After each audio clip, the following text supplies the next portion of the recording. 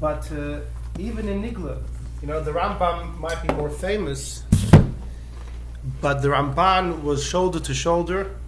And in fact, from all the medieval sages, Ramban, if you had to make a top 5, the Ramban might be there. So there's some fascinating history about the Ramban. We're going to talk about his history, and as you see, there's lots to see inside. We got some fabulous information, fantastic stuff. So who did the Ramban learn by when he was younger?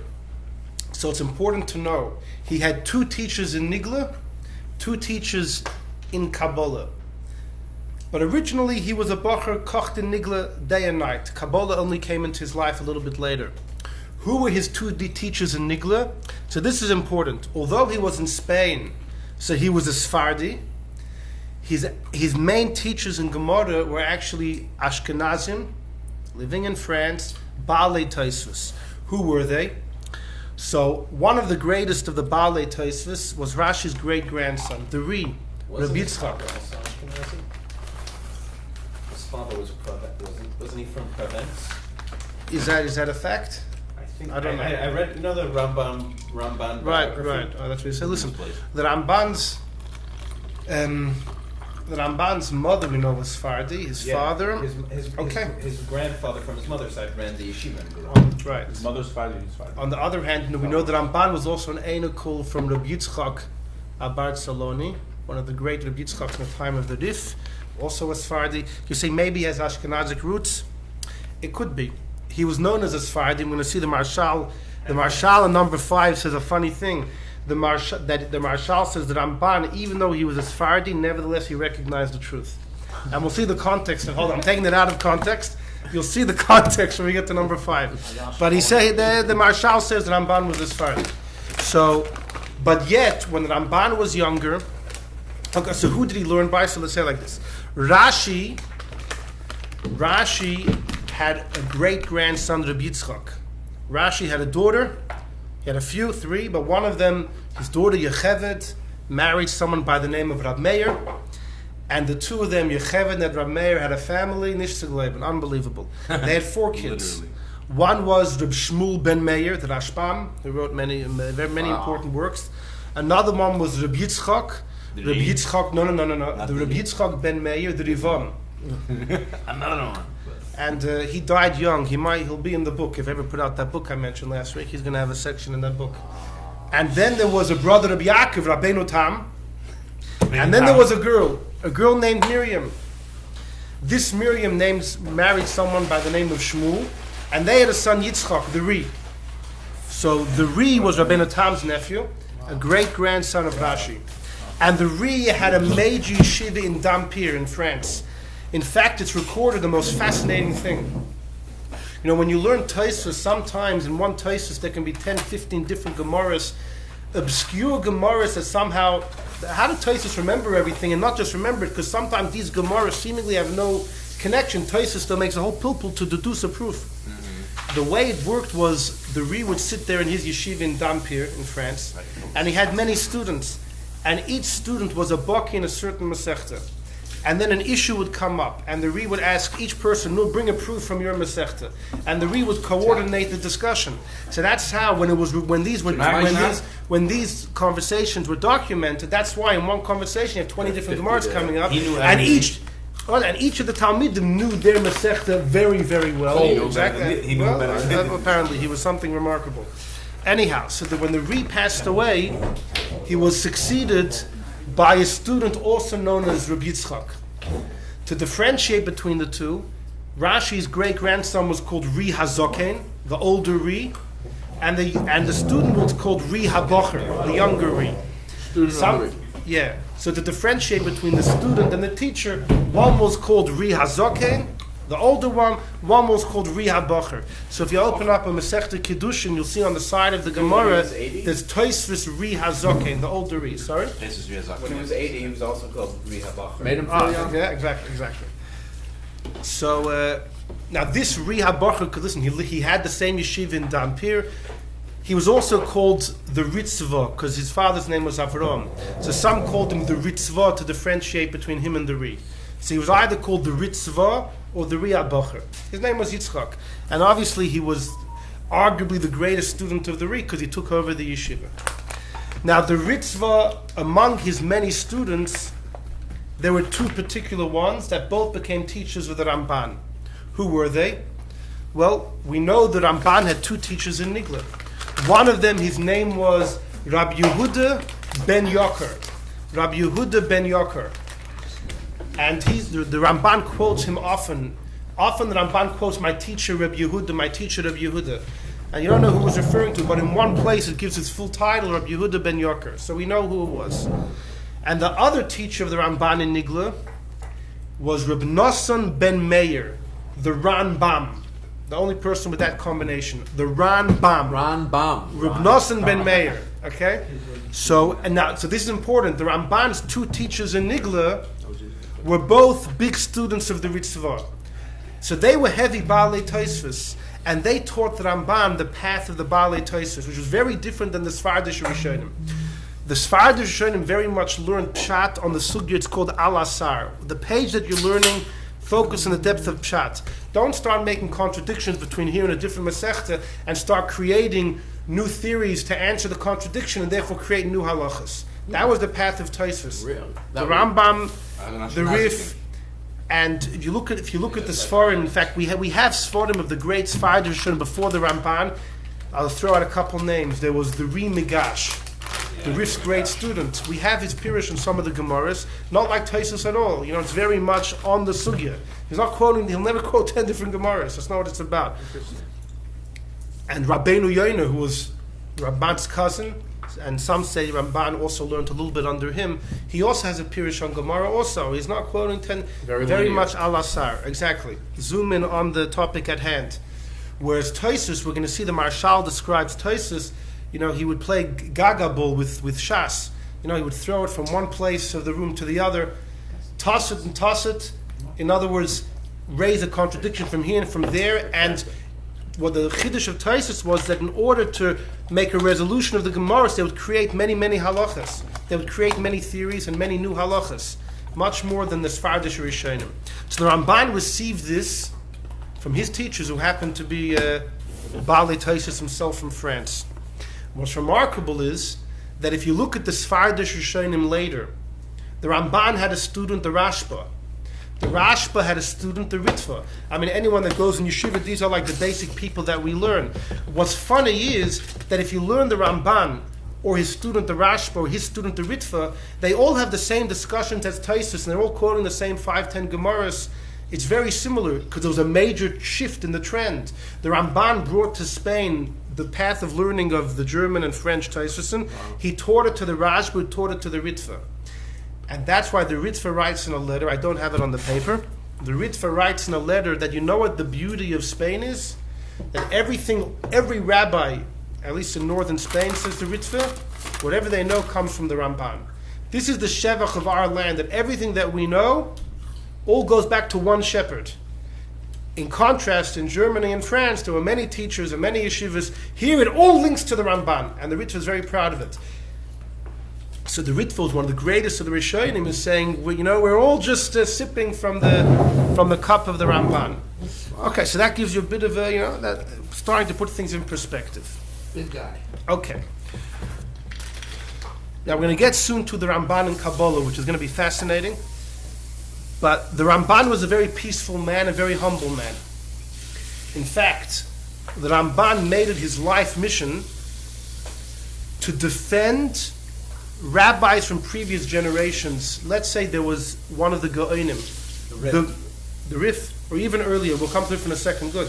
There's a sefer called Baal Halachas Gedolos, known as the Bahag. The Bahag lived, say, 1,300 years ago. There's a machlokes who exactly wrote it, so you don't know exactly when he lived. Debate in the Rishonim already who wrote it. Whoever it was about 1,300 years ago. The Rambam, the Johnny come lately, 500 years after the Bahag, often argues. The Bahag gives his list of what he thinks the mitzvahs are, and the Rambam disagrees. The Rambam has lots of disagreements with the Bahag. The Ramban, who by the way was about 10 years old when the Rambam passed away, so the Ramban is next generation. The Ramban very often tries to defend the Bahag from the Rambam. Ramban said, listen, there's a tradition, there's a Masur, you got to stick to it. If people, and very often he would defend the Rishonim and the Gaonim from the past. And so to the Rif. The Rif, who he passed away in the year 1103, 30 years before the Rambam was born. The Rif, he did an enormous work where he codified all the halachas from the Shas. But he was scrutinized. A couple people came later and said, hold your horses. I don't agree with this, that, and the other. By the Rambam writes in his Pirush HaMishnayos, the work of the Rif is perfect, except for maybe 10 places where the Rambam disagrees. But that's 10 out of thousands and thousands. The Rambam said it's almost a perfect work. Wow. But and he's considered to be somebody who no. challenges The Rambam usually follows the Rif. Because the Rambam's father was a student of the Ri Migash, who was a student of the Rif. So we think the Rambam takes the tradition of the Rif. There were other people who challenged the Rif.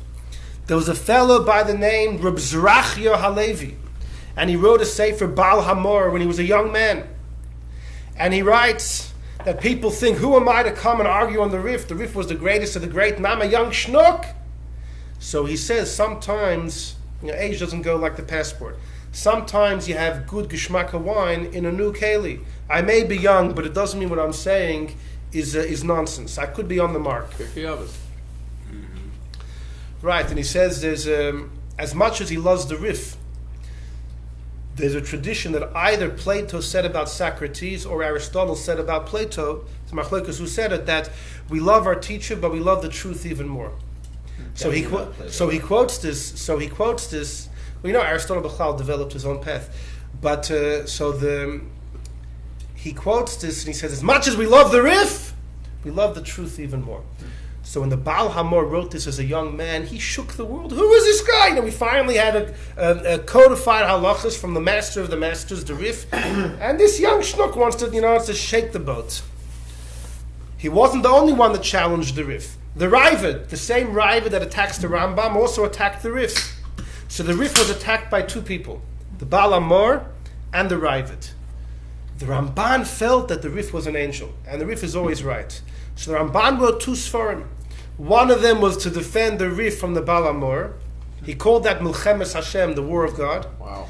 And he wrote a sefer called Sefer Hazchus to defend the Rif from the attacks of the Raavad. So he was on the right side of, he was saying you guys are all wrong. And so there's actually one place in Yevamos where the Ramban says, as great as the Rif is, I always try and defend him, but in this particular sugya, I think his critics are right. And the Ramban says, as great as the Rif is, perfection's only by God. And therefore, as much as I like to defend him, it could be in this particular case, which is the one time, maybe. Disagreed to make it more perfect. Because if he disagreed with the Rif to make the Rif more perfect. That's the word. Is that one time one of the 10 from the Rambam? Does it overlap? I don't recall. But Fine. the Ramban and the Rambam agree in this, that the Rif was... Yeah. Both big fans of the Rif. Okay, so now that you know this, let's read number one. Number one says that this is the Chidah. The Chidah writes in his incredible work, Shem HaGdolim, where he goes through all the history of people and Svarim. He writes like this. Haramban Malach, the Ramban was an angel, Meilitz Toiv, he always had good things to say, ala Rishonim, like we just said. Ramban was always defending the establishment. V'yotze leyesha hagoin, he came to save the Goin, the Baal Halachas Gedolos, who lived about 1300 years ago, liyashiv, to answer Hasogas HaRambam, all the Rambam's critique, b'sefer HaMitzvahs Olav, that the Rambam has on him. That's pretty ironic that he was defending the establishment when you said that he changed everything in Spain. He changed the way everyone did things. Learned the way you learned. All right, I hear. Okay, that's a good point to study. That's a good. All right. Continues the Chidah. V'hir bo lahoshiv u'lahasig ala Rambam, and the Ramban, he didn't stop at anything. He was excessive in critiquing and answering the Rambam, u'lashara shiroshav, and to uproot the roots of the Rambam, to defend the Bahag. In addition, V'holach, the Ramban went likras haravid, he went head to head against the Raavad, al mashi hisig ala Rif. We said before the Raavad critiqued the Rif, while the Ramban defends. V'lomad zchus ala Rif, and the Ramban defends the Rif. V'chiber al zeh sefer hazchus, And the Ramban, like we mentioned, he called it Sefer Haschus. Efes Kotseo Nitfes, only part of it was printed. Only a bit, we don't have the whole thing. Va'arach Mulcham, the Ramban waged a war with the Mar HaGadol, Harazor, Bzrachi HaLevi, who called his Sefer Mar HaGadol. Ki Mulchames Hashem Nilcham, because the Ramban fought the war of God, Lahatza La'arif, to save the Rif. So this is what we mentioned, that the Ramban was defending the people from the great people from days of old. I'll just say, by the way, a little bit later in history, the Chidushei Harim was a great Chassidish Rebbe, Yitzchak Meir Alter. When he grew up, apparently his parents had passed away, or something of the sort. He grew up in the house of the Koznitzer Maggid, the great Rabbi Yisrael Koznitz. And Yisrael Koznitzer instructed him 3 things for life. One of them was to daven mincha and ma'ariv alone. Another one was every day of his life he has to create a new chiddush in Torah. And the third thing is he has to defend the Baal Hamor from all of the Ramban's attacks against the Baal Hamor. Wow.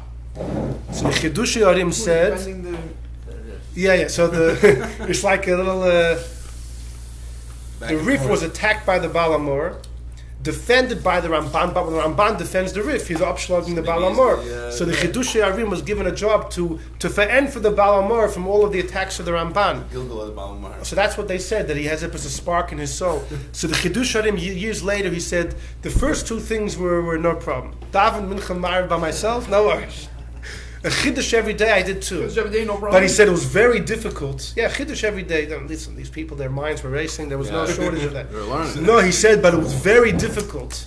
To answer every Baal Hamor from the Ramban was highly difficult, because he said many times it appeared that the Ramban was just right. He said it was highly difficult. So the Chassidim said it was mashma though that he did it. He just said it was highly difficult. Do we have that safer? No, he didn't write it down. No. He didn't write it down. Wow. Imagine, we would be learning it in yeshivas. Had he written it down, we'd be learning it. Anyhow, so this is due to the Ramban's humility. So this is as far as Nigla goes. What does it do with his humility? Because he felt, who are we to argue with those from, the Rif said it, just accept. The contemporaries you can argue with. But the rise, but what I'm saying is he gave real rise. No, of course. No. No, but he made it his life project. Now you're ready to get, in other words, listen. No, I'm saying, did he do... Everyone's style of thinking is affected by their personality. Was it Kabbalah's oil, or was it he Pashat Sorai? No, nobody told him. He felt his heart told him. It sounded like, he's like, trust them and that's it. He grew up probably hearing stories about the Rif, and he's like, this guy is my guy. This guy can't. Exactly. Anyhow, let's go weiter. Okay, at this point, I will tell you a most crazy story of the Ramban. This story is a whopper of a Maisa. 350 years ago, there was a fellow, his name was Rav Tzvi Hersh Kaidenaver. He lived in Belarus, Poland, Germany. He's buried in Frankfurt. If I'm not mistaken, he's buried in Frankfurt. That's where he was a Rav. But he was jumping back and forth. He wrote a sefer called Kav HaYosher, which is a Musar sefer with unbelievable stories. And when I say unbelievable, I mean that they're hard to believe. They're like incredible, And one of the stories he writes this, so he writes this 350 years ago, okay? So this is not written today. And it was written by a big Rav who wasn't messing around. He says the following story about the Ramban. He says the Ramban once gave a drosha. The Ramban spent some time in Barcelona, Girona, somewhere in northeast Spain. The Ramban gave a drosha in shul, and he said in shul like this. He said, if anybody is a frum and a strong believer in Torah and mitzvahs, he won't have a kid that shmatzich to another religion. If he does, you can be sure that the kid's not his, and that the wife played around. You hear this? Hello, what about Rabbeinu Gershon? Hold on. Listen. This is apparently what he said. But he was forced. He was forced. That was different. He was really... The Ramban's talking about that if the kid voluntarily becomes a Christian, then you can be sure that he's not from Jewish stock. If the parents are Shevet, as you said? Well, that's apparently what the Ramban said in the Drush. I'm going to show you what the Ramban writes in Chumash in a second. That's what he said. Wow. And of course it caused a major shturim because in those days, was a lot of problems. yeah, exactly. And for the Ramban to say, check the DNA, wow, So there was a big goyish galach No salt. who heard about it, and it made a big shturim in the Christian world. For someone to say that, they didn't like it. But the Ramban was so well respected. Their population is going to grow. Right. No, but even for the Ramban to say that when there comes a Christian means he doesn't have Jewish blood was a huge insult. That means Ramban saying anyone with real Jewish blood would never fall for Christianity. It was a big insult for the Christians. Then the Ramban, according to this story, the Ramban's own son converted to Christianity. Wow, Ramban's son? That's what it says in the Sefer Kav HaYosher. The Ramban Listen to the son story. converted to Save all questions till after the story. Oh, you said the Kari Yosher is hard to believe. Well, I said, listen, you'll see, this is one of the most This is why. unbelievable stories that he writes. The Galach went to the Ramban, and he said, Ramban, I heard about the drasha you gave recently. What happened to your own son? The Ramban went home. I'm telling you what it says in the Sefer. The Ramban went home. I would have put it on the sheet, but then, how many pages can we have? The Ramban went home, and he fell on the floor, and he was crying. He was crying, for the fact that his son shmadzich, and also how he could have said such a thing in shul, because then what was he saying about himself? I mean, he was in turmoil. And for a couple days he fasted. He was on the floor, weak for a couple days. Until his wife came, she put her hand on his shoulder and she said, I want to tell you something. A story that I never said before. A number of years ago, 20 years ago, 20 years ago, I went to mikveh one night. Oh my gosh. I went to mikveh. When I came out of the mikveh and I was heading home, it was really dark. I was walking by myself. I was young then. A local Paris was going by with his wagon. He saw me. He was with his henchmen. They threw me in the wagon. He took me to his villa, and he raped me numerous times. And I conceived from then. I never told you before, but now with this whole story, I want you to know that our boy is not your son. Whoa. And she said, you want the proof? She said, as he was raping me, I bit off part of his finger. I have it. And she showed her husband part of the finger. So her husband was like, "Wah!" I have to tell this to the Galach. That's his reaction. The Ramban runs to the Galach's house. Hold on. And the Ramban tells the Galach, it's not my kid. It's not my kid. And he tells the Galach, the proof is, he tells him the story. So the Galach says, I know that Paretz. You're saying he's missing a finger? Well, let's find out. He calls the Paretz to come. The Paretz comes to the house and hands in the pocket. No, he's the parts. Paretz takes out his hand, he's wearing a glove. The Galach asks him, why are you wearing a glove? He says, no. It's a can play. The Paretz, take off your glove! He didn't want to. They forced the glove off. He was missing part of his finger. The question is, This is the story that was written. Verified? What? Verified? No, It was written 350 years ago. this is 600 years after our Oh, this is way after the Ramban. Formaldehyde. Yeah, 300 years after. Was this known in the times that Ramban had his son was Shvatzah? Because that's verifiable, I had no? it from Egypt. They've been Also in not so many known. It people wasn't for recorded. years. His kids are not known. It's not known what happened with his kids or with No, he did. No, he had good kids. This was one of his kids. One. This is just Yeah, the first well, one. Okay, but I He feel had like other this would kids. be a big story. People would They covered it up. They covered it up. Yeah, you Hello. don't want to lots of good publicize you that. cover up Lots of the good new stories. things. It's happened for many years. It's embarrassing. You don't want to cover. He had a bunch It's of embarrassing. those. He had a bunch of Yeah, it sounds a little fantastic. Yeah, and Why? this is 600 years later after the Ramban. This was It was written 400 years later. You can't drop a story like that and expect us to be quiet. You were expecting the little. I don't know. I just had to stir What the do you think? Just a pogrom is a pogrom. It happened back then. They've been raping us for years. Cossacks all day. huh? Cossacks. This is no longer. This is insane. pre-Cossacks. No, Yeah, pre-Cossacks. I love how the Galach casually No, the guy that wrote it, just though- raped his wife, but he's bited. Like, I know him. Like, The guy that wrote it, though, the Kai Denaver, he suffered in Yeah. Tachvatan, so maybe that. Show He wanted her. The guy that wrote it had a hard life. He was young during the 1640 massacres. while his siblings were murdered. And like I said, he spent his whole life wrote wandering. this? He had our So life. no, this was written at the end. So maybe Wait, he was. So maybe murdered. he yeah. had a lot of PTSD. Where was he Who from? knows if he just had a What lot of area? PTSD. Germany. He's buried in You know, Germany. he lived during the Kazakh times. You- He's like you- everywhere. He started off in Vilna. No one had. He started off in and all Vilna. that. If That's it's not wrong. written anywhere else, Right. where did he Seems like want one of to those Regular I'm not saying Stam he Christians really- running around burning villages. That's what Hey, no, All right. Mendy. It seems like he because it happened during my time. It must have happened always. Okay, this is nothing. This is just we're just getting our appetite. Fine. Now I want to show you though. If you look at sorry, that's out of order. But if you look at the second page, number eight, there is a scary statement that the Ramban writes in Parshas Nitzavim. Look at number 8 and tell me what you think. It says Poyre Roish. That Moshe is telling the Yidden, maybe amongst the Yidden there's a fellow who has bad roots, and he's a bitter root giving off bitter herbs. Says the Ramban Lirmois, bitter herbs come from bitter roots. Ki mishoirish masuk, because if the root is sweet, lo yetze mar, bitterness won't come out.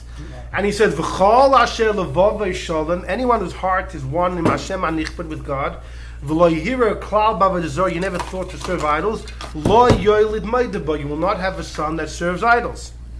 Va'al yikshe alai, I'll teach you, don't ask me from the pasuk in Yechezkel, v'hoilid ben paretz.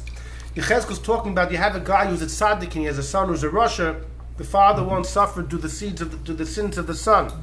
So Frek the Ramban, doesn't that pasuk seem to indicate you can have a tzaddik who has a bad kid?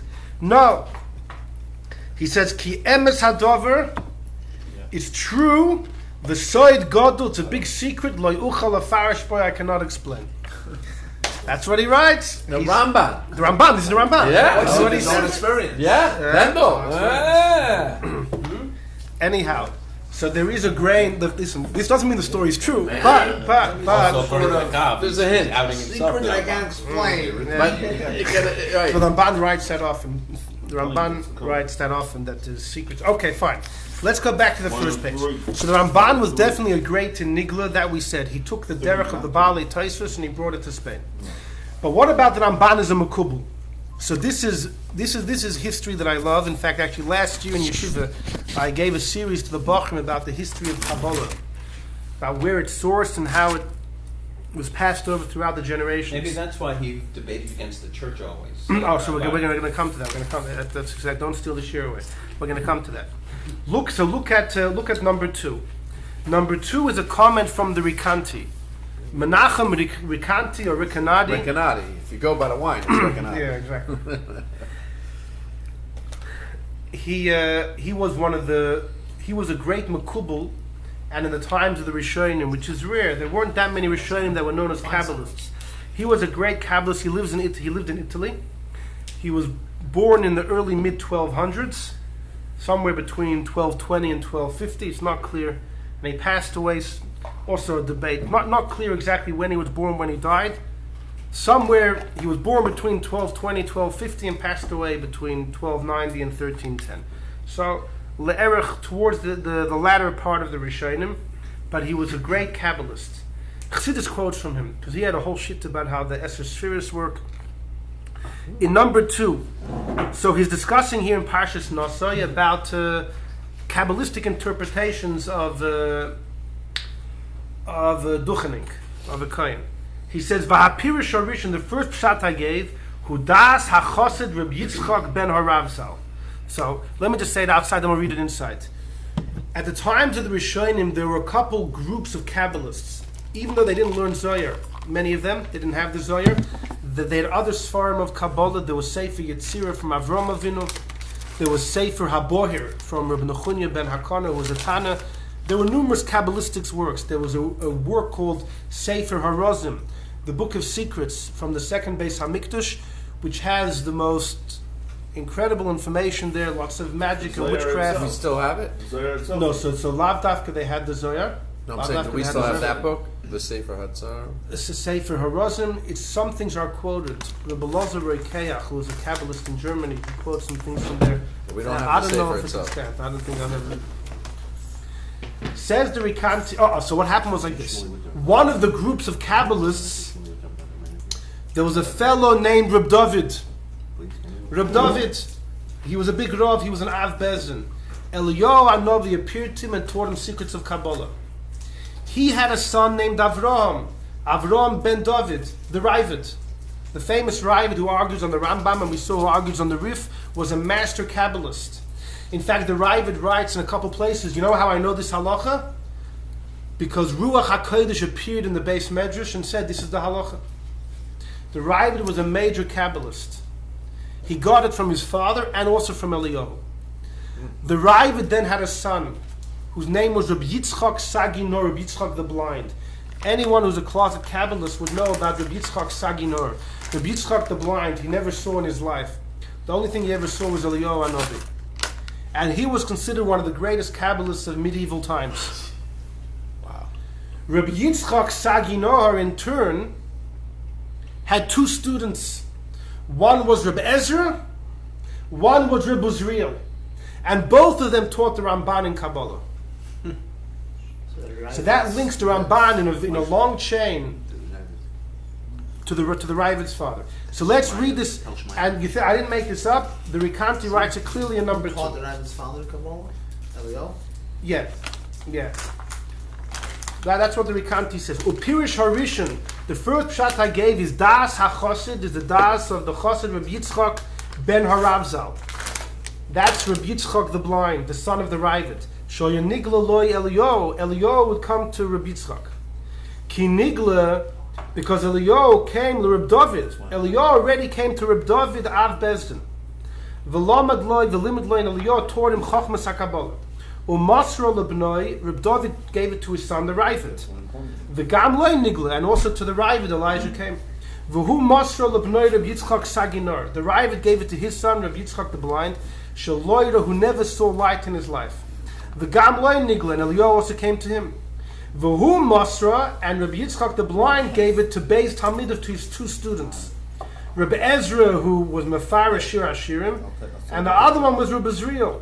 V'acharei and Nimshcha Ramban. The Ramban learned from both Rabbi Ezra and Rabbi Uzriel. They learned from Rabbi Yitzchak the Blind, who learned from his father the Ravid, who learned from Reb David, his father, who learned from Elijah. So he based the Ramban basically learned it from Eliyahu because he got both students. Exactly. So now, so Ramban is part of a major chain of Kabbalists. Okay. In fact, go to number 3 for a second. Right underneath. There's 2 number 3s. That's funny. Okay. Just to throw you off. Go to number 3 underneath number 2. This is a statement from Reb Chaim Vital, one of the greatest Kabbalists, a student of the Arizal. He writes this in his introduction to his magnum opus Eitz Chaim. Ube'inyan Sifrei HaKabbalah, when you want to know about Kabbalistic works, Hanim Soim, which are found, Omar Moiri, the Arizal said that Shalshelas, you know what the chain of Kabbalah is? The Ravid, Mimenu Umibnoi, from him and his son, Rabbi Yitzchak the Blind, Umitalmido, from his students, Rabbi Ezra Adat or Rambanzal, Talmid Talmidov, who was a student of the students of Rabbi Yitzchak the Blind. Kulam Kabbalah Amitis, they are the real deal, says the Arizal. It's all from Eliyahu, who revealed himself to them. And the Ramban's pirush that he made on Chumash is Omuk Ma'oid, is very deep. The Ein Mi Sheyuchol La'avino, you cannot understand the Ramban on Chumash, says the Arizal. Shedvarav Stumim Ad Ma'oid, his words are extremely concealed in secret. Who Sefer Yoker, it's a precious Sefer, V'nechmed Ma'oid, and very delightful Ma'anim to those who analyze it. Reb Chaim Vital, like the Rikanti, gives the Ramban the stamp that the Ramban's the real deal because he has this chain going back. But then it's Nachman. It's both, huh? If you're Ma'ayin. Okay, let's go to the other number 3. Go up to the left, the other number 3. This is from the Chidah. The Chidah quotes a statement from Reb Chaim Vital we have nowhere else. You see, the one we just saw, Reb Chaim Vital writes in his introduction to Eitz Chaim. Here, the Chidah writes, Kosav in the other number 3 on the left, Kosav Marina of Chaim Vital Zal. Where is the source of the Ramban's soul? Everyone's soul comes from Adam Rishon. Shesharshay, the soul of the Ramban, Bepeya, in the corner, Dedikna, of the beard of Zoh, Hayamanis, of the right side of Adam's beard. Alright. And therefore he was Zoicha to Chochmas HaZoyar. The Ramban saw the Zohar. The problem is that Rab Moshe de Leon, who found the Zohar, did not find it until after the Ramban passed away. Rab Chaim Vital is testifying that Ramban got Chochmas HaZohar. Now, does that mean he actually had the manuscripts or he had the ideas of the Zohar that may have been passed down orally? Right? So that's a shayla, the story. The history of the Zohar needs a different share. But Ulefi Shesham Bechinas Hadinin, because in that part of Adam's soul was dinin, with judgment, Lo Zachel Chochmazu Ela Bezkenusai. The Ramban didn't learn Kabbalah until he was older. When the Ramban was young, he didn't believe in Kabbalah. Ad Asher Rabbi, until his teacher Rebbe Zriel, Garam Loi Shalomda, the Rebbe Zriel caused him to learn it. Rebbe Zriel pulled off a Kabbalistic trick with Kvitzas Haderech, and Ramban said, all right, I'm in, you got me. So Ramban didn't learn until he was older, but he got Chochmas HaZohar. The Shal, does that mean he actually had the Zohar, just the teachings? The Chidor, so that's from Reb Chaim Vital. We don't have anywhere. The Chidor has some manuscript of Chaim Vital that the Chidor saw and he quotes over. Then the Chidor just continues. V'gam, he was also a student of Rabbeinu Ezra, who was one of Rabbi Seinu Bali HaTosfos. But we also saw that Rabbi Ezra is also part of the Kabbalistic chain, like the Rikanti said. The Chidor finishes off. Some say that the Ramban learned under Rabbi Lozer of Gurmaiza, the author of Sefer Rekeach. Now this is not proven. It fits chronologically. Who was Rabbi Lozer Rekeach? One of the greatest Kabbalists of all time. He was the prize student of Rabbi Yehuda HaChassid. See, look, Germaiza is worms. Vermaiza, worms, Germaiza, same place. He was a student of Yehuda HaChassid. He was from the end of the 1100s to mid 1200s. So chronologically, he was a bit older than the Ramban, so it makes sense Ramban learned by him. That means Ramban would have had to travel to Germany. It's possible. The Chidor brings it as a possibility. If so, then the Ramban really received, he got from the best teachers. Look at number 4. Who's that from? So you think the Ramban L'chor is in the undisputed great of the greats. Not so fast. There were critiques on the Ramban. Number 4 is the Rivash, the Yitzchak ben Sheshes. What? I'm studio patient. His last name was Nachmani. He's Ben Achaban from the Ramban. Hopefully not from this boy that... That's what he told me. From the parents or from the Ramban? No, the Ramban had like 8 He kids. had other kids, The Ramban had 8 kids. How did you know it was of course, So he He told me. definitely had other boys. no, in the biography it says he has 8 kids. be. How long was the Ramban? Right, okay. 1270 he passed away. Just that traces his lineage. 800 years. 900 Sure. There are Ben Achaban descendants of the Rashba in Turkey. There's not Ben Achaban, but there's Ben Achabas from Rashi people. Yeah, sure. We have it written down. Many people have the Ksav Yichus. Listen, I can write it also. You throw a couple names. Who's going to dispute you? There was a Yisrael and there was a David. Who's going to know? Anyhow, look at number 4. This is a tshuva the Rivash. This is an awesome the Rivash of Yitzchak ben Sheshes. He lived in Spain. He was born 1326. He passed away in 1408 in Algeria. He's buried in Algeria. Nice. He's buried. I haven't thought about it for a while, so I have to. He also lived a nice long life. No, it's very simple. I memorized it at one point. I just have to take out the file. Chaim Stern's father. He was my teacher years ago. Yeah. Michael Stern. He was a Talmud by Yossel Abrams in Lud. Okay. He was his mashpia, so he used to smoke. Rabbi Abrams used to smoke. So he said, he used to ask him a question of Siddur. He used to take a thing. And he said you could see the pages turning in his head. He said, "Dachtzich minutes on this page and that page and whatever." Boom, right there. Stern said it about who? About Yossel Abrams, Rabbi Abrams. Tell the And Chassidus things. Yeah. So say that This Abrams used to smoke? in Zal. In Israel, everybody smoked in Zal. Yeah, I can't When imagine. I was in him smoking. California by Shachar, it was saying with the Rosh, it was saying the Yeah, he's a smoker. But during Shiur, but it only came out at certain times. Like if he was really good, if he got somewhere, he hit a brick road, brick wall. Sorry, he couldn't answer the question. Then we need to take a breather over here. Take out a cigarette. And then he came up with an answer. Anyhow, number 4, the Rivash, Rabbi Yitzchak ben Sheshes. The Rivash wrote, this is a tshuva that he wrote about Kabbalah. Crazy stuff. He actually quotes something there. I didn't write it. He writes there, he quotes from one of the big Rabbanim, that the Kabbalists are worse than the Christians. Because the Christians created a Trinity, and the Kabbalists made it into 10. The 10 spheres. He writes that in his tshuva. Anyhow, he writes, but over here he's like this. Omnam, however, mi machnis oisonu b'chol zeh. He's talking about when you daven having Kabbalistic kavanas. Haloi toiv, it's better to daven stam to the Eibishter. The Eibishter knows where the tefillah, you have in mind where the tefillah should reach. You daven, do your thing, and God will figure out where it should go.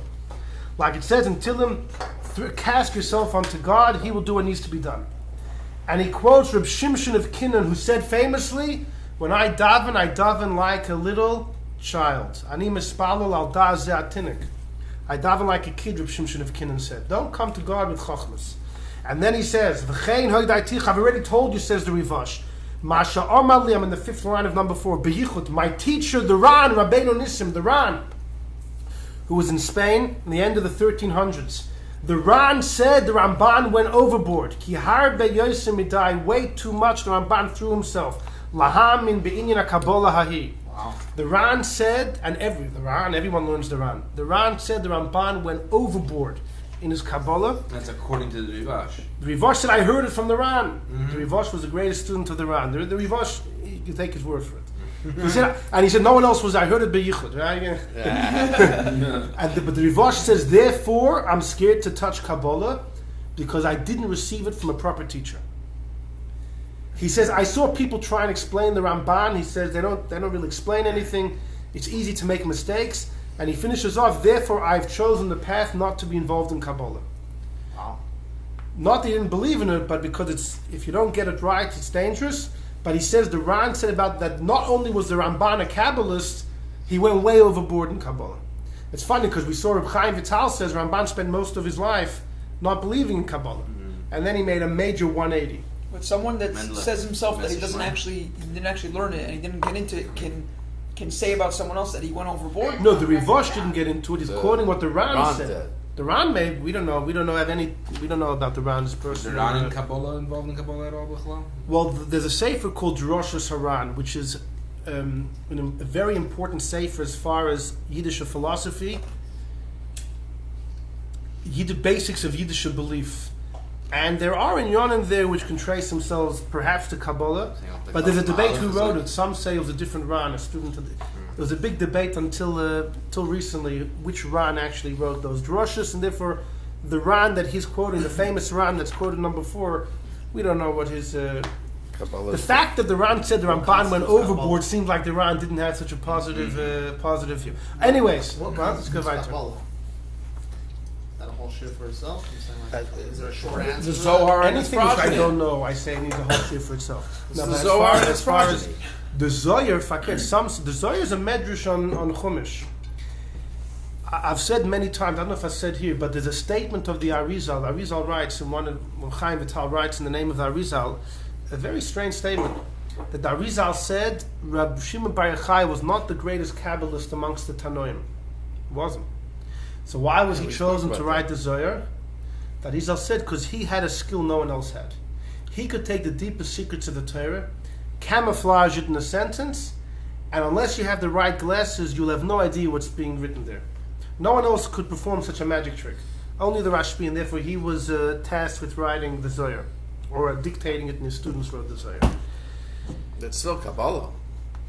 So therefore you could learn the Zohar and miss the whole Kabbalah. You know, it's a medrash. Yeah, like Rabbi Akiva would walk around and the trees would start singing and the rocks would talk and he would. Well, it's Chagiga, Rabbi Akiva definitely. Rabbi Akiva had the 50th What gate of does wisdom. constitute Kabbalah? The Pnimi, so the big thing was the spheres, without question. Isn't that The abundance 10 of spheres is the cornerstone of Kabbalah. And those that don't believe in the 10 spheres don't believe in Kabbalah. What's the books? He's saying. I I said the Not so much Sefer the books. I Yetzirah. meant more like the... Sefer Yetzirah. Sefer When Yetzirah he says, when he it says says it's 10 not spheres, Kabbalah, what 10 is not Kabbalah? 10 What not did he 11. learn? In What did he English, not it's the know? esoteric Sefer secrets of Sefer the Torah. HaBoyer, and Sefer... Sefer So Yetzirah. basically, he didn't learn about Some how modern Hashem Israeli, there's lots of works. He didn't learn how Hashem works. Yeah. It's the esoteric secrets how of the Torah. Yiddish deals with the word. The whole Seder Ishtalshalos. Yeah. It's outside of If you don't know halacha. Kabbalah, there's Boira and there's Nivra. There's God, there's the world, there's Gan Eden, and there's nothing. The Eibishter has Malachim that he does whatever he does with. You don't commune with the Malachim. Kabbalists, We're floating you around. use the Malachim and creating all the different. The main guidelines. thing is the spheres, which is Seder Ishtalshalos, about what's between us and Hashem. The whole Mamutza business. And that's why you had this Rishon that said, well, the Kabbalists just took Christianity to the next level. Right. To say such words, but that's what the Rivosh writes. All right, so this is as far as Ramban and Kabbalah. Join me number 5. Join me number Would 5. that apply to the What? Vilna Gaon and that whole thought? Because the Tanya is The entirely Vilna Gaon based on spent that. most Learned of a his lot life about learning Kabbalah. His student Reb Chaim Volozhin said that when the Gra was maybe in his later 20s, he almost closed the Nigla books, and he spent the vast majority of his time learning Kabbalah. Did he write anything on it? The Alter Rebbe once said, I'm not afraid of the Vilna Gaon in Nigla, I'm afraid in Kabbalah. Rabbi Shapira told me, though, he heard a version because the Vilna Gaon traveled various places and he saw different manuscripts everywhere. Rabbi Shapira said he heard that the Alter Rebbe said, I'm worried the Vilna Gaon in Kabbalah would say that he saw something in a manuscript in the Vatican, I won't be able to disprove him. That's why he was afraid. That he was worried the Vilna Gaon might say something which... Afraid. Right. Yeah. But did he ever write on the Yeah, most of the Vilna Gaon's Torah is on Kabbalah. Really? Oh. So Yeah, was sure, the Tanya sure, that he had a sure. problem with? They showed him a forged Tanya. Got The it. Vilna Gaon's Right, that's the Talmidim, they whole brought a story. Tanya Right. before it was printed, when it was manuscripts. They took out words, added Right, words, and the right, Gra right. said you have to burn it. And you know what? He was right. Right. What That he was shown one. has to. Right. They told the Vilna Gaon that the Alter Rebbe sits with women on his lap. Yeah, right. His little granddaughter, right? The Alter Rebbe eats on Tisha B'Av. It was Shabbos Tisha B'Av. And they told him, Planted- Mamish, they, planted, yeah, 100. The Alter Rebbe's main issue with the Gra was that the Gra didn't do his due diligence. He relied on testimony. Right. Now, the Gra heard this from 100 people around him. Like, what do you want from him? Right. Wow. One of the Alter Rebbe's Chassidim once asked, what happened to the Gra when he went above? So the Gra said that he had to admit publicly in heaven that Chassidus is the correct path. So the Chassid said, well, that's it? After all the chedems he made and all the tzoros he caused us, that's all he had to do? The Alter Rebbe said, listen, the fact is he was a Talmud Chacham, and therefore his Torah protects him. Anyhow, there's lots to talk about that. Let's say that for another time.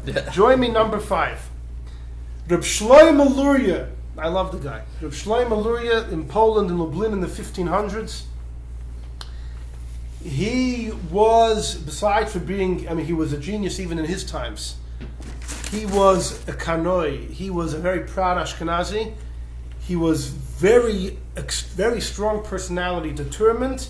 He argues on Rishonim left, right, and center. In fact, somebody once wrote a letter to the Noida B'Yehuda, 1700s in Prague, that the Marshal writes a certain halacha in the laws of Nedarim. It's against a Rashba, who's a Rishon. The Noida B'Yehuda writes back, you have an issue how the Marshal writes against the Rashba? The Noida B'Yehuda says the Marshal, his heart was a lion, the heart of a lion. He would argue on all the Rishonim. The Marshal, he wrote in his Hakdama, his introduction to his commentary on Baba Kama, it's an unbelievable read. It is highly entertaining and enlightening. And he criticizes the Rambam highly. He has to. If he's the Let's Rambam's read number 5. The Rambam's the defender of the people He he's says- attacking. 1 second, you mentioned Vilna Gaon. I just wanted to show you a quick picture. In Vilna, in the Jewish area, they have a statue of the Vilna Gaon. Yeah. A bust of the Vilna Gaon. It says over here, Vilnius Gaona Eliyahu. That's an old thing. It's But what he, used to he, go on so our he, west. has, he doesn't have a yarmulke on his head. Yeah. So I climbed up, I put a yarmulke on his head. He always left a little oasis behind. Let's have a look. E pluribus unum. You know, the Reb Shlomo Kaliner made sure that the Vilna Gaon was cursed that his Einika could be Chassidim. Yeah. So this is, you fulfilled the curse. You fulfilled the curse. Oh wow, that's cute. That's very fun. Okay, so listen here. Okay, listen. We're going to start going weiter. The Marshal says in number 5, not only the Rambam was taken by his philosophy, but the Rambam belittled the Tosfosim. And the Rambam said, look in number 2 of Rambam number 5. or The Ramban? Rambam, the Rambam. Right. The Rambam. Memes like that. Shelo yirah lehem shehem akirim abeira. The Rambam said these people never know God. Since they never learned philosophy, they have no shaykhs to God. Elo mitoich achilas boser shor shaluk. He says the way the Bali Atosis, I guess the way they approached the Eibishter was only when they eat cooked flesh, metubel b'chaimitz, which is marinated, ubeshuman and with fat. And the Rambam making fun of the Bali Atosis, you know? That Big fun of the they Ashkenazim. approach learning with flesh. Amazing. I think he writes one place beer. Sure, Ashkenazim. He's making fun of the. Says the Marshal, Loi bozeh haderech. Not in this path went the Moshe Rav Nachman Harav Hagadol. The Marshal's a fan of him. Asher Kosav Aleim, the Ramban writes, he wrote a kuntrus called Dina de Garmei, which is laws of damages, and the Ramban concedes. We're in the third line of number 5. The rabbis of Spain, they are the real teachers. They reveal to us everything which is hidden. Says the Marshal, Af Shahaya Sfardi, even though the Ramban was a Sfardi, Mikal Mokum, nonetheless, he recognized the truth. Even though but the context is V'shibich Misharoy L'Shabech. Although the Ramban was Sfardi, he recognized that the Baalei Tosfos are the real way to learn, and he praised those that deserve to be praised. Not like the Rambam. And he says, in truth, the Rambam Kvar Shokal Harav L'Mitrafose. The Rambam already received his punishment because there was a great man in his times, the Chosid HaTorah, the Ravid, that argued on the Rambam in many places, and the Ravid treated the Rambam disparagingly, as if the Rambam is mistaken, who's just confused in his learning and destroying the sugyas. And also the Ravid accuses the Rambam of being hoardy. And he continues, I'll just read more because it's here. The Rambam writes that someone that thinks God has a body is an apikoros. And you know what the Ravid writes about it? That many people greater than the Rambam thought that God has a body. The Ravid says people that are greater and more chashuv than the Rambam thought this. Well, people that thought that the Torah says Hashem is a hand, so Hashem is a hand. Certainly not Rashi. In fact, actually they say the Mukubalim, these Rambam was I don't want to get pro into it. Kabbalah, though. No, not till the end of his life. Not when he wrote this. Fakir is quoted with sources that after the Rambam, you know what happened? The Kohen Samagid once said when the Rambam wrote this halacha, thousands of souls were expelled out of Gan Eden, banished. Because people that thought that God has some type of goof, and the Rambam said they're apikurim. And when the Ravid wrote this story, the Ravid defended them. And later when the Rambam learned Kabbalah, Zalpi Kabbalah, the Eibishter has not literally a body, but he has a form, a spiritual form. Right. And then the Rambam gave the okay, and all the souls were brought back into heaven. Wow. Yeah, it's quite. Kohen Samagid said that. Anyhow, but either way, says the Marshal, look how the Ravid treats the Rambam. Then he finishes the second to last line of number 5. The Marshal's not done. He said, this has nothing to do with the Shir, but it's just interesting. I found in the Tshuva of the Rosh that the Rosh writes that the Ish of Moshe Bar Maimon, the Rambam, was very great in all wisdoms. But when he argues in Rabbeinu Tam or the Reed, don't listen to the Rambam, go after Tosfos. Because the Rosh has a tradition that Rabbeinu Tam and the Reed from France were greater than the Rambam in age and in wisdom. Now this is now they were older than him. Just stop. No, so therefore they were earlier. Now that's the tradition of the Rosh. The Sfardim, their tradition is no, that the Rambam was greater. Anyhow. So this, the truth is, that's some bit schmutz about the Rambam, but that's not the point of tonight's shir. The point is that the Marshal says that the Ramban, even though he was Sfardi, nonetheless he recognized the truth. The Ramban, and he praised the Baalei Tosfos for their learning. All right. Unlike the Ramban. Right, who disparaged the Baalei Tosfos. What was the problem with him? The Ramban. He's a rationalist. The Rambam, because you know why? The Baalei Tosfos in Germany and France didn't learn philosophy. They didn't learn medicine. Talmud Bavli they learned, and because they focused all their brains, that's why they created a whole new path of learning that the Sfardim didn't have on their own. The Sfardim were well educated. Philosophy, the Ramban was a doctor, the Rashba was a doctor, astronomy. They Astronomers, kopsich in yeah, astronomy, yeah. And the Rambam was mulumid b'chol hachachmas, everything. There wasn't anything the Rambam didn't have his hands in, and the Rambam excelled in everything. Anyhow, all right. So now we come to the following episode, which is what you mentioned. The Rambam was born in 1194 in Girona, in northeast Spain. He lives a long life. Now's the year 1263. He's about just under 60 years old. I'm sorry. Yeah, he's 59. 1194. No, He's older. Sorry, yeah. he's just before 70 years old, just before 70, and so he's an old man. He's an old man, but he's going strong. There was a fellow called King James of Aragon, the king of that area, who was highly influenced by the Catholic Church, and he summoned the Ramban to a debate, the famous debate of Barcelona. The Ramban was going to debate a Yid who had converted to Christianity, Rahman Islam, whose name was no.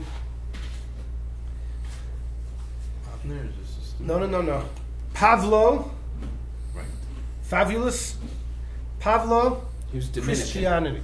Christiani was his last name. He even took on the name Christiani. This sounds a lot like Golem stories. The Maharal also had debates, but before him, Thaddeus. Claudius. Pavlo Christiani, who was an apostate Jew, right? He was part of the Dominican order, and he wanted to summon the Ramban to a debate, and King James. Well, the bishop wasn't smart enough. So King James summoned the Ramban. Ramban said, "Okay, I'll do it. On condition I have freedom of speech." So there was a head galach there. We have his name. His name was Ramon something. Yeah, the bishop over there.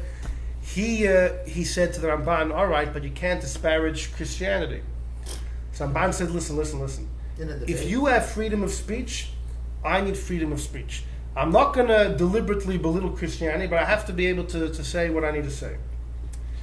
And the king gave the okay. It happened in the year 1263. We actually have the You forgot dates. to say the reason why he gave the okay. All right. Yeah, you don't know? Let's hear what do you have to say. So according to the sources, the reason why he gave the okay is kings back then used to do jousting, all that kind of stuff. So they very cared about a fair duel and stuff. So that the Ramban was able to convince the king from the aspect of if it's not a fair thing, it's not a sporting event. So. Sporting event. Okay, fine. Perhaps. So the debate was on. It happened. It was Hay of. We know we have the English days. The end of July, 1263. And just to say a couple highlights of the debate. You have to go to the next page. Some fascinating stuff. Who wrote it down? The Ramban wrote it down. That's why he got into major trouble. The Ramban wrote it down 2 years later, and because the Christians were so offended by what he wrote, he was expelled from Spain. Ramban was expelled from Barcelona, and he went to Eretz Yisrael, where he lived the last couple of years of his life. The Ramban, that's a story. Okay, once Ramban was expelled, he went to Eretz Yisrael. Which is a big trip, a huge trip. He went to Eretz Yisrael. He went to Yerushalayim. Ramban went to Jerusalem, and he was hoping to find Jewish infrastructure. It was 1267 by this point. There was barely a minyan in Jerusalem. And the Ramban were building a shul. The Ramban himself got busy in the Ramban shul. Yeah, exactly. Ramban got busy. He was over 70. Wow. He was 73. And he literally got his hands dirty in building. And they built the shul of the Ramban. Now, why did the Ramban escape to Eretz Yisrael? I mean, just because you're exiled from Barcelona, but that's a big jump to go to, right. Ramban would have gotten a job anywhere, right? He didn't have to go to Eretz Yisrael, there was very little Jewish infrastructure. Jobs in many places. So the Ramban holds halachically that there's a mitzvah to live in Eretz Yisrael.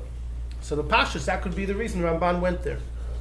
In addition, the Ramban holds that all mitzvahs, the true fulfillment of them is only in Eretz Yisrael.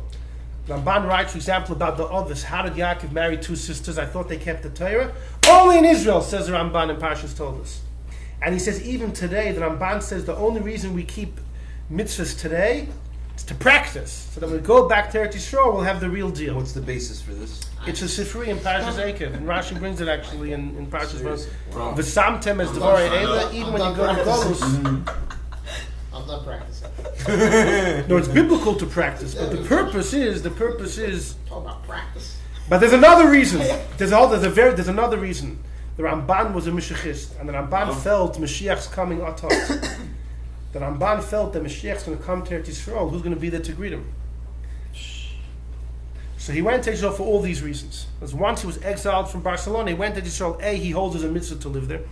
B, he holds all authentic mitzvahs can only be fulfilled authentically in Eretz Yisrael.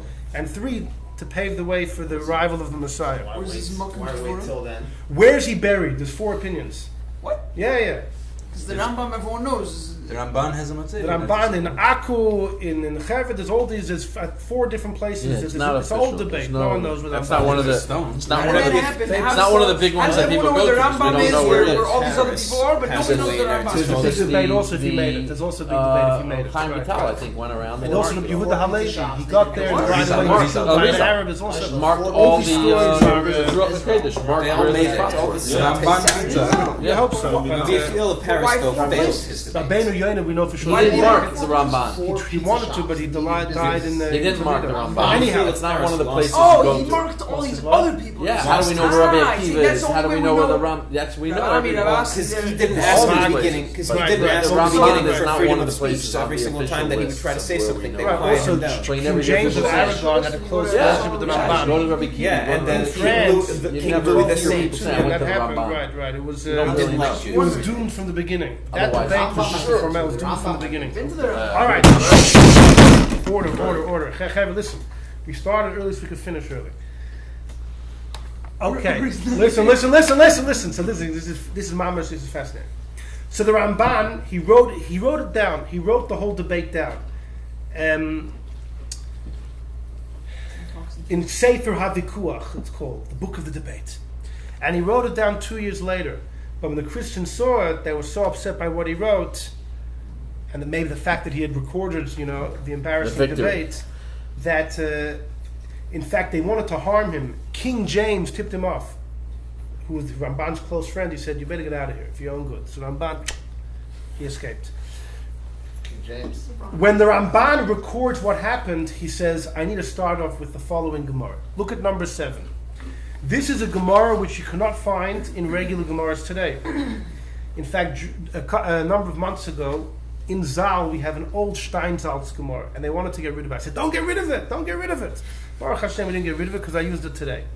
It's a Gemara in Sanhedrin, which for hundreds of years was not in the regular Gemaras. The Gemara says there like this: the Kruz Yoitze Lefanov, that when someone gets killed in Bezdin, they announce, this person's getting killed because he did this and this Aver. Says the Gemara, Lefanov in only while he's being killed, Mikara Loi, but not in advance. They don't announce it like a month in advance, and maybe people should find out. Maybe people can prove, maybe there's evidence that he's innocent. Correct the Gemara law, you don't say in advance, Vatani, but there's a brisa. It was an Erev Pesach Tulu, they hanged Yeshu HaNutzri, Yoshka, the Nazareth, Noitzri. But he was from Be'er Sheva, Yoshka. No. Which one? There's 2 of them in the Be'er Sheva, Beis Lechem Yehuda. Beis Be'er Sheva, no. Beis Lechem. Beis Bethlehem. Lechem, Bethlehem. That's where the Bethlehem. Yeah. So, Isn't there 2 of them in the Gemara? so according to many, there are 2. This Yeshu HaNutzri, so it says that when he was younger, he was a real serious fellow, and he always desired to go to the Beis HaMikdash for Yom Tov. When he finally came, he was expecting to see God, and he sees there's blood everywhere, there's dead animals everywhere. Yeah, wait a second. And because of that, he was thrown off. And actually, Where's the Rosh got it from? when he Nice after guy. his Yeah. first when he became a prophet officially, so he came back to Beis Lechem Yehuda, to his hometown, and they said, "What? We remember you running around. Do you remember when you were running around with a dirty diaper? Now God spoke to you." So he coined the phrase, "Ein novi be'ira." You can't be a prophet in your own town. He said about that. By the way, the Ibn Ezra says the same thing about Holy Moses, about Moshe. Why Moshe had to grow up in Pharaoh's palace, and immediately the Ibn Ezra says, had Moshe grown up with the Yidden, now you're going to redeem us. Exactly. Remember when Now, you this? says the Gemara, V'hakruz Yitzilafana, 40 days before they announced that Yashka is going to be killed. Yeshu HaNutzri, by the way, Yeshu is Rosh Hashanah, Yemach Shemoy V'Zichrei. When he went out he's going out to be stoned, because Kishif, he did witchcraft. Hissus, Hidiach Esisol means he convinced Yidden to do idol worship.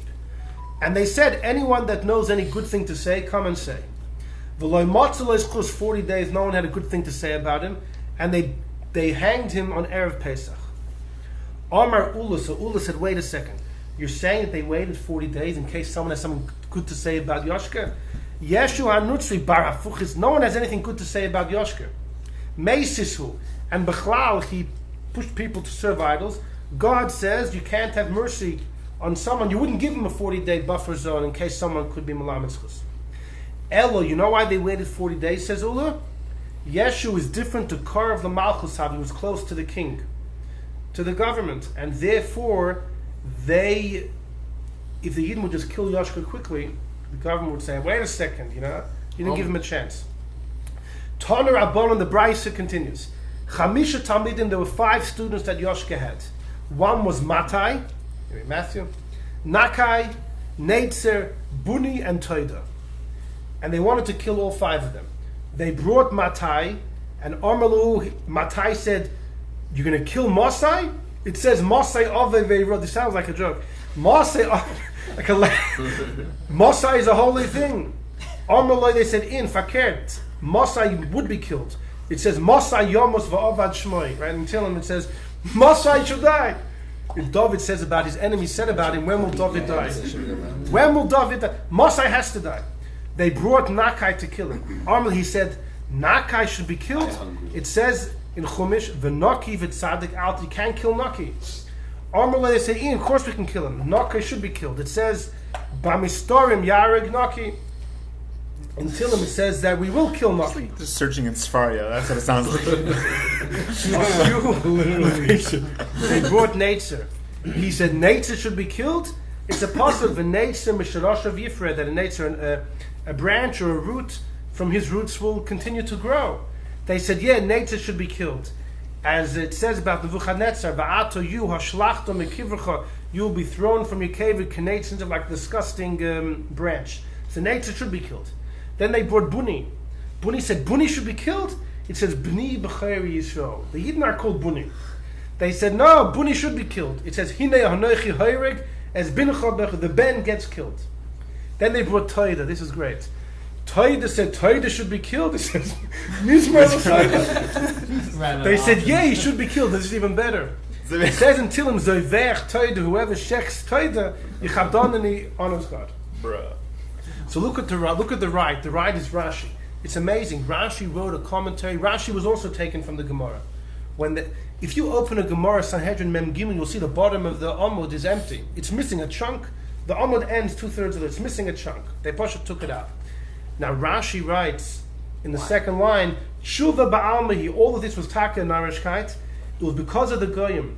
Cod of the Malchus, so these people were close to the kingdom, and the Bezin had to give some type of answer. I'll call Raya Shel Hevel Shalahem. The church,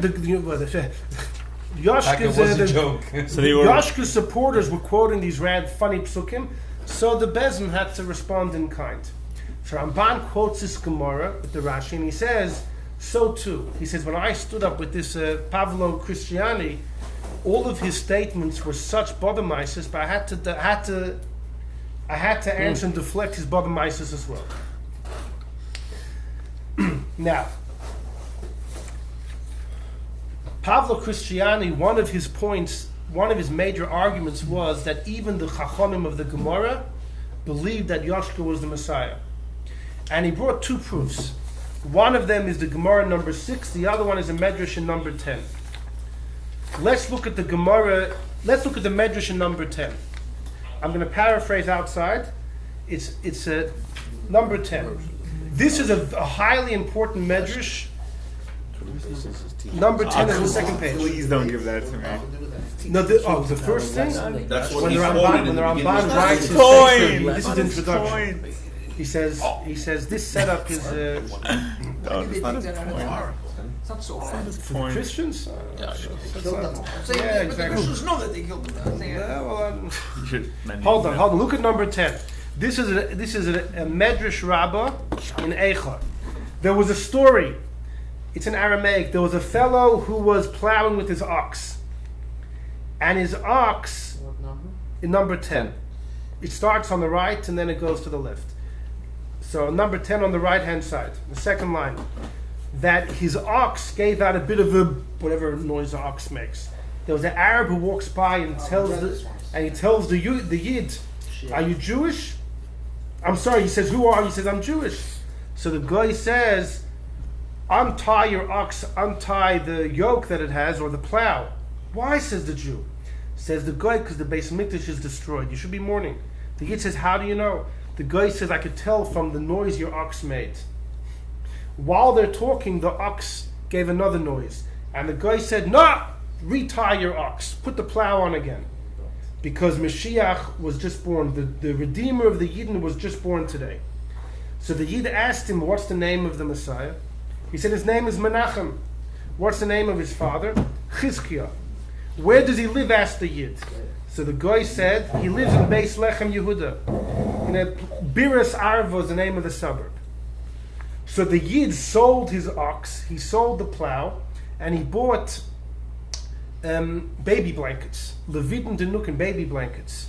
He went to one city out of this. He went from city to city until he reached the place, and he was selling baby blankets, and he was hoping that the mother would come with the little baby, with the new Mashiach to come by. Everybody came to buy except for that woman. So look at the last line on the right-hand side of 10. Allah, so he found the woman. He said, "Lama leisan sovnas, why don't you buy some baby blankets?" Amalei, she told him, because this kid came with a very bad sign. He said, "What sign?" She said, "Because he was born as the Beis Hamikdash was being destroyed. He's a bad omen." So he told her that we trust in God, that this kid was born with the destruction, he came with the destruction, and with him will come the rebuilding. And he told her, listen, she actually was poor, had no money. He said, "Listen, take whatever you want from my, whatever he was peddling around over there, and I'll come get the money for you later."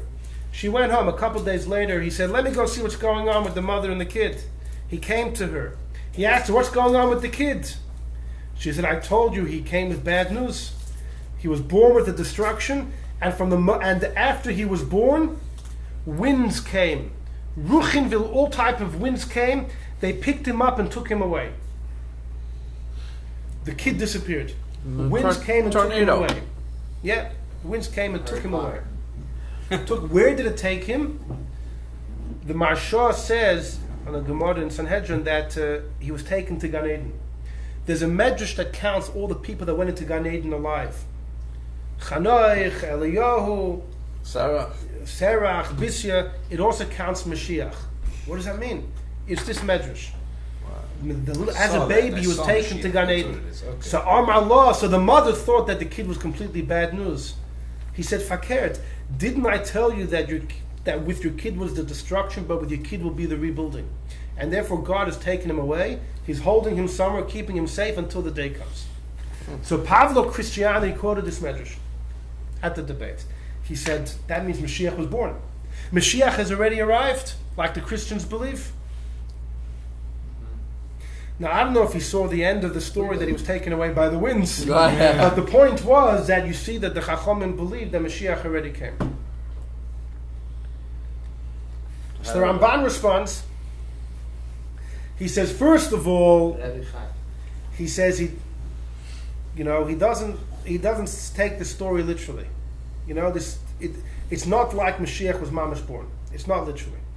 But then he says, even if it is literal, like you want to learn, this can't be Yoshka, because this happened after the Churban of Bayis Sheni on the day, which happened in the year 68 or 69 of the Common Era. When was Yoshka born? Yoshka was already dead by then. Yeah. So he says, it definitely can't be the same guy. And the Ramban says something further. The Ramban says, Bechlal, according to us, says the Ramban, you all have the wrong dates. The Ramban says in Yiddishkeit, the tradition is Yoshka lived about 90 years before the Goyim say. Ramban writes it was almost 200 years before the Churban, about 160 years before the Churban. How did you get it so wrong? They're off by a number of decades. He's only started But the following Ramban says, even according to you that you want to delay Yoshka, he was still off. He was still out of this world. It can't be this guy. Now, how does the Maharal know that Yoshka was earlier? So you have the story in number 9. Yeshua ben Prachya ran away from Eretz Yisrael when King Yanai from the Chashmonai family killed down all the Chachamim. It's a well-known story. Just the kids of the Maisi is. The kids of the Maisi is that after the storm subsided, so Shimon ben Shatach, who was a brother-in-law of Yanai, he sends a letter to Yeshua ben Prachya, I need you back. On the way back, Yeshua ben Prachya, he stayed by a hotel. And they gave him honor and respect. He turned to his student, whose name was Yeshu. This is the story with the And Shema. he said, how beautiful, how great and wonderful is this hotel, or this the woman who's taking care of them. So Yeshu said, her eyes are funny, they're round, not regular size. He told him, Rosha, that's what you're looking. She's a married woman. You're looking at her eyes. He took out 400 shofars and they put Yoshka in Cherem. Yoshka came many times to ask him. 400 shafers. It's a guzma, sorry. Yoshka came. That's how you put someone in Cherem. Candles. You wear black shofars. Yeah, it's a serious business. Yeah. Yoshka came many times. He said, "Rebbe, receive me." Yeshua ben Prachya didn't pay attention. One day, Punk Yeshua ben Prachya wanted to take him back. Yoshka, came knocking. Yeshua said, in his mind, he wanted to receive him back. The problem was he was reading Kriyishma, so he made with the hand as if to say, "Come back soon." Yoshka thought that this meant get out of here.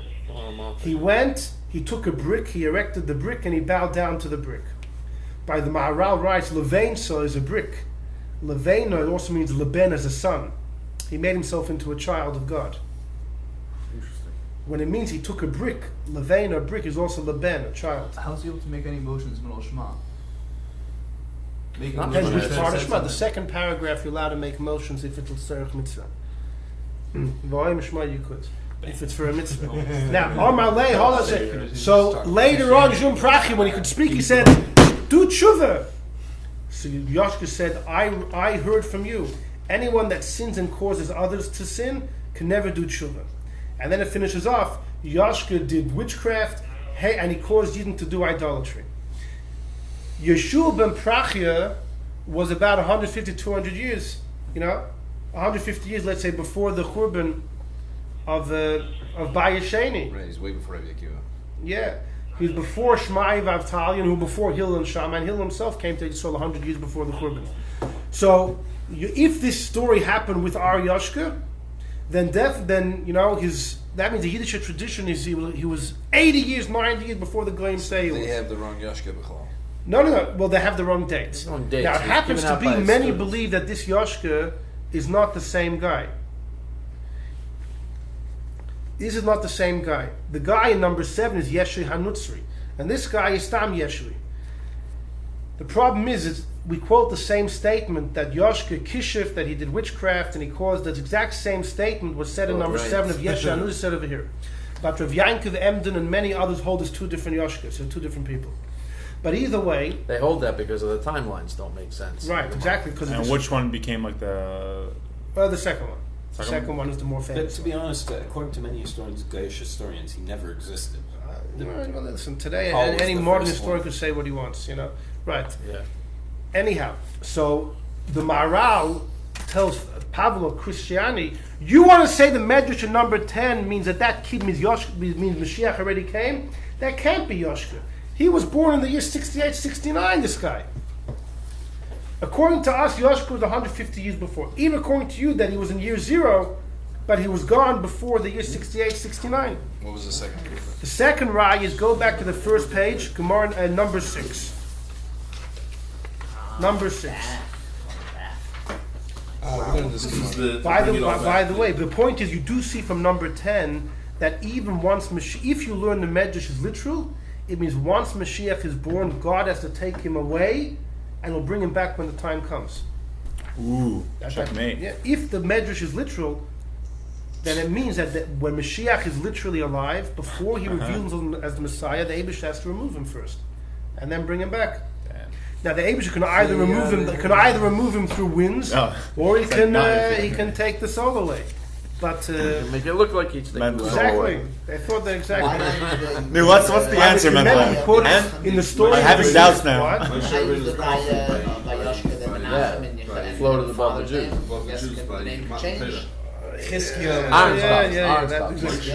Whatever, you're saying that doesn't really matter. They made a mistake. No, I'm saying by Yashka. Right. No, so that already. The Rambam said that? No, that's just his nickname. No, Aaron was busy building He's a comfort. They showed Iron. His father was a man of busy building strength. the golden calf. Anyhow, The movie of Iron Dead. That makes sense. let's go to number 6. Let's go to number 6.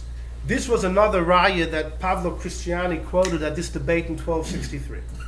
And he says, Rabbi Yeshua ben Levi, this is a well-known Gemara in Sanhedrin. Rabbi Yeshua ben Levi found Elijah the prophet. And Eliyahu was standing at the entrance of the gate of the cave of Rav Shimon ben Yochai.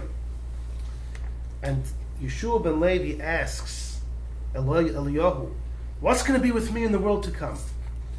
So, you know what Eliyahu said? It depends what God... He didn't give him the green light. He didn't say you're going. He said, I don't know. Im Yirtza Adon Hazeh, if the Eibishter wants you to go, you'll go. So Yeshua ben Levi said, wait a second. I only see 2 of us here, but I hear 3 people. He heard the voice, the Shekhinah was making some noise he heard. And then Amalei, Yeshua ben Levi said, Amos Osim Mashiach, when is Mashiach coming? Amalei said, you're asking me? Zil Shaile, gave Fregim Malay, Shaile, ask him. So Yeshua ben Levi says, Vehecho Yosef, where is he? Eliyahu answered, Apischa de Karta, at the entrance of the city. Now, the Vilna Gaon's version of Gemara says, in the entrance of the city of Rome. Rashi, though, in the Gemara quotes from his Rebbe, it was in Gan Eden. And Rashi's Rebbe said that Gan Eden, there's a part of Gan Eden that corresponds to every part of this world, and there's a part of Gan Eden that corresponds, I guess, to the entrance of Rome, and he's sitting there in Gan Eden. That's what Rashi I heard from my Rebbe. But not only some people learn literally that Mashiach was literally in a soul and a body, and the entrance of the gate of Rome. Says Rav Shmuel, my son, what's his simon? How will I recognize him? Says Eliyahu, he's sitting amongst the poor, and he has all these lepers. Exactly, and all of them they untie all of their bandages, and then they retie a new one. So they untie everything and then they tie everything. He doesn't do that because he's worried. What if he gets the signal to go? So he does one at a time. Shari chad asri chad. He says, maybe I might have to go right now. So the story continues, which is not so important for now. But Yeshua ben Levi asked him, Shalom alecha Rebbe Amari. Fine. He said, when are you coming? He said, today. So Yeshua ben Levi went back to Elijah the prophet. And Elijah said, no, what did Mashiach tell you? So he said, first Mashiach said, peace unto you, the son of Levi. Eliyahu said, you know what that means? If Mashiach said, peace unto you, the son of Levi, it means you and your father both have a portion in the world to come. But then Yeshua ben Levi said, Mashiach is lying to me. He said he's coming today, he didn't come. Eliyahu said, you have to understand what Mashiach meant. He was quoting a pasuk in Tehillim, Hayoim today, im b'koil tishma, if you listen to God's voice. So the Rebbe once asked, but that's not what Mashiach just said Hayoim. How can Mashiach say a white lie? If he meant im b'koil, if you listen to God's voice, he should have said so. So the Rebbe says that in the eyes of Mashiach, it's always happening today. He really hopes and believes that today the Yidden will listen.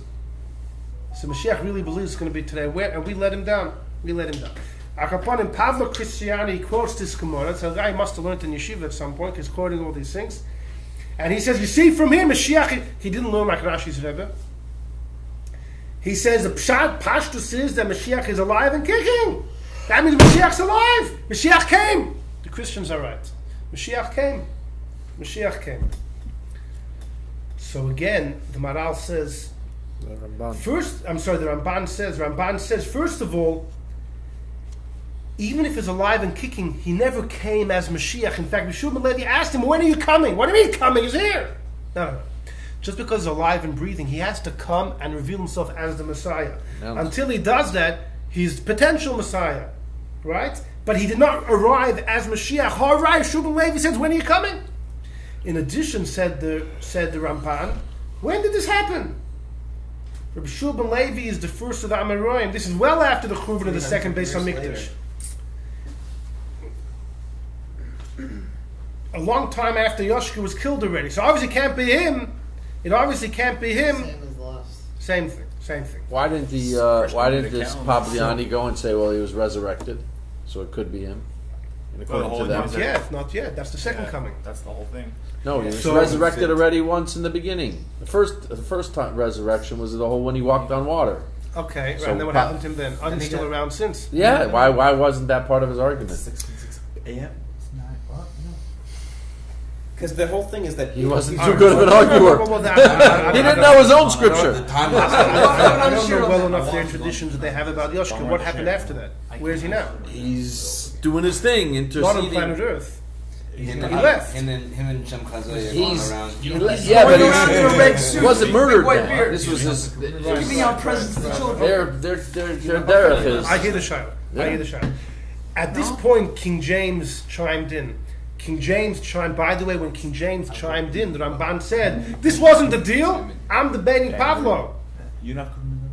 But And King, debate the king. King James asked him, that wait a second, even if it's not Mashiach, even if it's not Yoshka, but it says Mashiach was alive then, if you, the Medrash in number 10, okay, so they don't quote the part the winds took him away, but he was a baby, he was alive. But also the Gemara in number 6, if Mashiach was Taka living in Rome, and as you say, Ramban, that he hasn't revealed himself yet, so he's still here? No. He must be over 1,000 years old. You know what the Ramban said? Yeah. Yeah. Yes. Indeed. And the king says, what? The Ramban quotes it, the king said, what? Who lives so long? Ramban says, look in Genesis. People lived almost 1,000 years. Why do people die? Because of the sin of Adam. But you agree Mashiach is going to rectify the sin of Adam and bring things back to the way they were. So therefore Mashiach himself represents life before the sin. He won't die. He won't die. What did the king say? Is that Taka Isgalten or is that That's why I prefaced the story in number 7. The Ramban himself says, they were giving me narishkeit, I had to answer them with narishkeit. You don't really know what's real or what's... So what did the king respond? So the king said, all right, so where is he? So the Ramban says, the Ramban said, I told him a joke. No, he said, listen, he used to be in the gates of Rome, now he's probably hanging out in the gates of Toledo. Go quickly, maybe you'll find him. That was the joke that Ramban said. But then there's 2 more things and we'll finish. Part of the debate was fascinating. The Ramban told the king and whoever was now was a whole group of people he was fighting with. You guys believe that Mashiach, whoever it is going to restore the world to the way it was before the sin. They said, of course. So Ramban said, and you believe Yoshua was that person. Did Yoshua remove all the sin, all the suffering that Adam brought to the world? Yeah, he made his first revelation. What did Hashem tell Adam after he sinned? The earth is going to have trouble breaking out. Women are going to have hard child labor. Bezeis apecha is going to have to schwitz to make parnasa. It's not. All these things are still true. So Pablo Christiani and the king and this other Dominican Galach, they said, oh, Yoshua did a big thing. You know what he did? Until Yoshua, people had internal damnation. When Yoshua came, he pulled people out of Gehenna. So Ramban says this is the funniest thing. All the things which it says clearly in Chumash that the Eibishter cursed Adam with, all of those are still here even though Yoshua came. So in order to for yourselves how Yoshua brought things back to before the sin, you create something which no one can disprove. Because you can't see You it. create an idea that everyone suffered eternal damnation. What's the proof? No proof. And you're saying Yoshua ended that. The Ramban says it's the funniest thing when someone says, I had witnesses, but they're on the other side of the world. The Ramban says everything that the Chumash says that God cursed Adam with, it's still here. Right? And Ramban says it's bogus. anti-argument on Mashiach. And the Ramban says something else. This mamish got me. The Ramban says, how could it be that anyone would have internal damnation because of Adam's sin? Ramban says all of the curses Hashem gave to mankind was in our bodies. Yeah. Our bodies suffer because our bodies come from Adam. We have his DNA, our bodies come from him. Not our souls. So you have to struggle to make a parnasa. The wife has a hard time in labor. That's because of Adam. The soul would never suffer because of Adam. And therefore the whole internal damnation doesn't make sense, Ramban says. Dude, it's incredible logic. That's great. And how the Ramban went very far and he said, Christianity, and the Ibn says the whole thing is illogical, that somebody could think that God could become into a baby and then be born and then die. Ramban says the only way any sane person can believe it is because they were brainwashed since they were a child. Ramban says the whole thing is so ludicrous. And he said it's a bizoyan to God. And because he wrote this in his record of the debates, that's why they were going to kill him. And the king tipped him off and he left. Wow. This is the last thing. During the debates, I love this. Pavlo Christian tells Ramban, you're a rabbi, Bechlal? You're a rabbi? Smicha stopped in the times of the Gemara. Who are you to call yourself a rabbi? Yeah, you have to come back. Who are you to call yourself a rabbi? Yeah, he got his smicha from Tzvas. So the Ramban said two things. The Ramban said, number one, I don't call myself a Rebbe, only Rav. In Bavel, everybody went by Rav, even though they didn't have smicha. Taka Rebbe, you need smicha. But Rav, you don't have to have smicha. And then the Ramban said, you know what, the truth is, you're right. I'm Taka nobody. I'm Taka. I'm not a big rabbi. I'm not even a student. I'm a garnished. But this has nothing to do with our debate. So the Ramban writes, why did I tell that to him? Why did I belittle myself? I wanted to teach him what menschlichkeit was. Humility. Ramban says, I could have stood up there strong with authority, and I looked like the scholar, not him, right? I could have been the big, the bulldozer. But I wanted to show him, even at a time when when I had arguments on my side, I wasn't blowing my horn. There was no gaiva here. It's a fascinating thing. Wow. You should have said I'm garnished, and I'm still. So this is a bit of the history of the Ramban. All right, we'll call it an end over here.